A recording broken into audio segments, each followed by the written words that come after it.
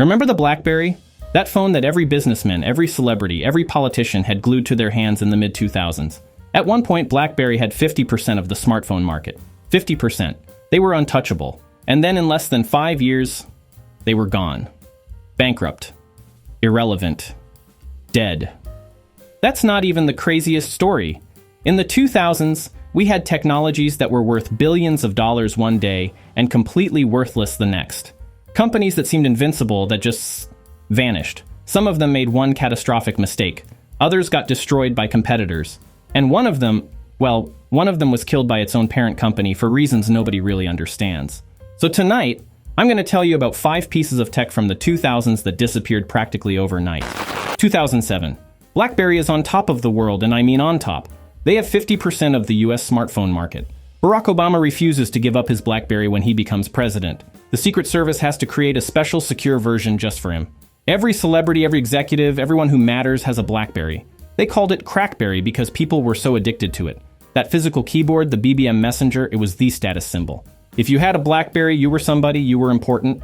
The company, Research in Motion, RIM, was valued at over $80 billion. The founders, Mike Lazaridis and Jim Balsillie, were billionaires. They were Canadian tech heroes. They had everything. June 2007. Steve Jobs introduces the iPhone. And you know what the BlackBerry executives did? They laughed at it. Jim Balsillie literally said, and this is a real quote, "It's kind of one more entrant into an already very busy space with lots of choice." He wasn't worried at all. Mike Lazaridis looked at the iPhone and said there's no way the battery could last a full day with that big screen. It was impossible. They thought the iPhone was a toy. A pretty toy for consumers, sure, but businesses would never use it. Businesses needed security. They needed physical keyboards. They needed BlackBerry. They were so confident, they didn't change anything. While Apple was revolutionizing the smartphone, BlackBerry just kept making the same phones with better specs. Same design, same operating system, same everything. 2008, the iPhone is selling like crazy. Android phones are coming out, and BlackBerry's market share starts to drop. Not collapse yet, just drop. 2009, they realize they have a problem. They start working on a touchscreen BlackBerry, the Storm. It's a disaster. The screen clicks when you press it, which sounds cool but feels horrible.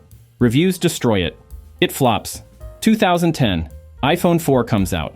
Android is everywhere. BlackBerry's market share is now under 20%. 2011, they released the Playbook tablet to compete with the iPad. It doesn't even have email at launch. A BlackBerry product, without email. It's such a failure they have to write off $485 million in unsold inventory. And this is when the founders start to panic. They realize they're losing. But here's the thing, it's too late. The developers had already left. All the apps were being made for iOS and Android. Nobody was making apps for BlackBerry anymore. 2013, BlackBerry's market share is under 3%, from 50% to 3% in 6 years. The company is bleeding money. They're laying off thousands of employees. The founders are forced out. The company tries to sell itself, but nobody wants it. They're radioactive. 2016. BlackBerry stops making phones entirely. They licensed their name to other companies, but the BlackBerry you knew? Gone. Dead. Mike Lazaridis and Jim Balsillie went from being worth billions to, well, they're still rich, but their reputations are destroyed. They're case studies now. Business schools use BlackBerry as the textbook example of how to fail. How to be so arrogant that you don't see the threat until it's too late. And the craziest part? If they had just taken the iPhone seriously in 2007, if they had just started developing a touchscreen OS immediately, they might have survived. But they didn't. They laughed. And then they died. Okay, story number 2. This one is about a format war. And if you're old enough to remember the 2000s, you remember this. HD DVD versus Blu-ray. 2006. DVDs are dying. Everyone knows high definition is the future. But there are 2 competing formats. HD DVD, backed by Toshiba and Microsoft, and Blu-ray, backed by Sony and PlayStation. And the thing about format wars is that only one format can win. It's not like VHS and Betamax where both existed for a while. In the digital age, the losing format becomes instantly worthless. All the players, all the discs, all the manufacturing. Just trash. So both sides go to war. And I mean war. They're bribing movie studios. They're subsidizing hardware. They're spending billions trying to win. 2007. HD DVD actually looks like it's winning. The players are cheaper, like significantly cheaper. You could get an HD DVD player for $200 while Blu-ray players cost $500, $600. Microsoft includes HD DVD support in the Xbox 360. Toshiba is giving away free movies with every player. Walmart is pushing HD DVD hard. And in terms of movie releases, it's pretty even. Both formats have major studios. Universal and Paramount are exclusive to HD DVD. Sony and Disney are exclusive to Blu-ray. Warner Bros. Is releasing on both. So if you're Toshiba in late 2007, you're feeling pretty good. You're cheaper, you're in the Xbox, you've got major studio support. You're thinking, we got this. January 4th, 2008. CES in Las Vegas, Warner Bros. Calls a press conference and they drop a bomb. Warner Bros. Announces they're going Blu-ray exclusive. Effective immediately, they're abandoning HD DVD. This is huge. Warner Bros. Was the biggest studio supporting HD DVD.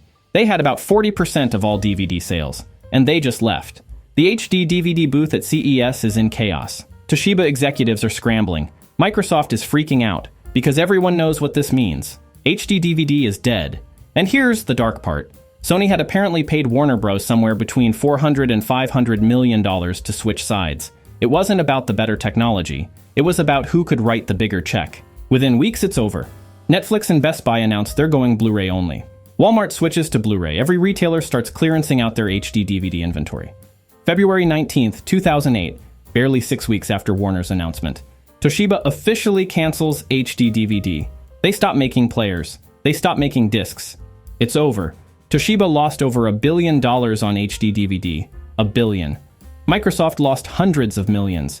Universal and Paramount looked like idiots for backing the wrong horse. And overnight, every HD DVD player ever made became worthless. If you bought one in December 2007, thinking you were getting a good deal, congratulations, you now own a useless paperweight. But the saddest part is the guy who led HD DVD development at Toshiba. His name was Masato Ozawa. He spent years working on this technology. It was his baby, and when it died, he was forced to resign. His career was basically over. He disappeared from the tech industry entirely, all because Sony had deeper pockets and was willing to spend whatever it took to win. 2007, 2008, 2009. If you wanted to record video, you had a flip camera. Remember these things. Small, pocket-sized video cameras. Super easy to use. Literally just a record button and a flip-out USB plug to upload to your computer. No complicated settings, no memory cards, just record and upload. Perfect for YouTube. And people loved them. They were everywhere. Schools bought them. Businesses bought them. Regular people bought them for vacations and family events. By 2009, Flip had 35% of the camcorder market. The company, Pure Digital Technologies, was printing money. And in March 2009, Cisco, the massive networking company, bought them for $590 million. $590 million. The founders, Jonathan Kaplan and Ariel Braunstein, became instant millionaires. They'd built this company from nothing and sold it for more than $500 million. They'd won. So why did Cisco buy Flip? They had this vision called the consumer play. They wanted to get into consumer products, not just boring enterprise networking equipment. They thought Flip was the perfect entry point. They'd expand the line, create professional versions, maybe integrate it with their video conferencing technology. They were talking about Flip becoming $1 billion brand under Cisco. For about a year, things seemed fine. Cisco kept making flips. Sales were still strong. Everything looked good. And then iPhone, 2010. The iPhone 4 comes out, and it has something previous iPhones didn't have, a really good video camera. Like, genuinely good. 720p HD video in your pocket. And then Android phones start getting better cameras. Samsung, HTC, everyone's putting decent video cameras in phones. And suddenly, nobody needs a flip camera anymore. Why would you carry a separate device when your phone shoots perfectly good video? Sales start dropping. Not slowly, dramatically. By late 2010, Flip's market share is collapsing. The camcorder market itself is dying because everyone's using phones. And Cisco looks at the numbers and realizes they made a $590 million mistake. By April 12, 2011, barely 2 years after buying the company, Cisco announces they're killing Flip. Not selling it, not spinning it off, killing it. They're shutting down Pure Digital Technologies entirely, laying off 550 employees, discontinuing every Flip camera model. They're just way done. The founders, Kaplan and Braunstein, are out. The whole division is being dissolved. Cisco writes off the entire $590 million investment. And here's what's really dark. The employees had no idea it was coming. They were working on new models, planning the next generation, and then one day they all get called into a meeting and told the company doesn't exist anymore. Effective immediately. 550 people lost their jobs because Cisco bet big on a product category that smartphones made obsolete. Jonathan Kaplan tried to start new companies after that, but nothing worked. The Flip was his one big success, and it got killed by something he couldn't control. The evolution of smartphones. And those flip cameras everyone had? Useless. They still work, technically, but nobody uses them. They're in drawers somewhere, collecting dust, relics of a time when you needed a separate camera to record video. So do you remember MySpace 2005, 2006? Before Facebook, before Twitter, before Instagram, there was MySpace, and MySpace was massive. In 2006, MySpace was the most visited website in America. More than Google, more than Yahoo. It had over 100 million users, and that number was growing by like 1 million people every month. Everyone had a MySpace. You'd spend hours customizing your page with HTML and CSS, picking your top 8 friends, which, by the way, caused so much drama, adding music, glitter graphics, the whole thing. It was your identity online. Tom Anderson, Tom from MySpace, like everyone's first friend, he was a celebrity. He was on magazine covers. MySpace was worth billions. And in 2005, News Corporation, Rupert Murdoch's company, bought MySpace for $580 million. At the time, people thought Murdoch overpaid. Turns out that was actually the peak. That was as good as it got. 2004. Facebook launches, but it's just for college students. Mark Zuckerberg is some Harvard kid. Nobody's really paying attention. 2006. Facebook opens to everyone. And it's different from MySpace. It's cleaner, more professional. No glitter graphics, no auto-playing music. Just a clean profile with your real information. MySpace executives looked at Facebook and thought the same thing BlackBerry thought about the iPhone. It's too simple. Nobody wants that. People want to express themselves with customization. They were so convinced MySpace was unstoppable that they didn't change anything. They just kept adding more features, more widgets, more stuff. The site became slower, more cluttered, more overwhelming. But here's where it gets really dark. News Corporation didn't buy MySpace because they cared about social networking. They bought it to make money from advertising. So they started cramming ads everywhere. Pop-ups, banner ads, video ads that auto-played. The site became unusable. It would take like 30 seconds to load a profile because there were so many ads and widgets. And the users started leaving. First slowly, then faster and faster. 2008. Facebook passes MySpace in users. MySpace executives panic. They start trying to copy Facebook. They redesign the site to look more like Facebook, remove customization options. But now they're pissing off the users who stayed because of the customization. They're losing the young users to Facebook, and the old users are mad about the changes. They can't win. Behind the scenes, it was chaos. News Corp kept forcing the MySpace team to focus on short-term revenue instead of long-term growth. Every decision was about how can we make more money this quarter instead of how can we compete with Facebook. Tom Anderson, the face of MySpace, everyone's first friend, he could see it was dying. In 2009, he basically gave up. He left the company with his money and went traveling. Smart move, honestly. But for everyone else, it was a nightmare. News Corp was laying people off constantly. The engineering team was trying to rebuild the site while executives kept changing direction. It was a sinking ship, and everyone knew it. 2011. MySpace is down to 35 million users. Facebook has 800 million. It's not even close anymore. News Corp decides to cut their losses. They sell MySpace for $35 million. Remember, they bought it for $580 million. They lost over $500 million in 6 years, $35 million. That's what 300 million users became worth. Because those users were gone, the site was a ghost town. Just bots and abandoned profiles. The buyer was a guy named Justin Timberlake. Yeah, that Justin Timberlake. And some investors. They tried to relaunch it as a music platform. It failed. They tried relaunching it again. Failed again. MySpace still technically exists today, but nobody uses it. It's basically an internet graveyard.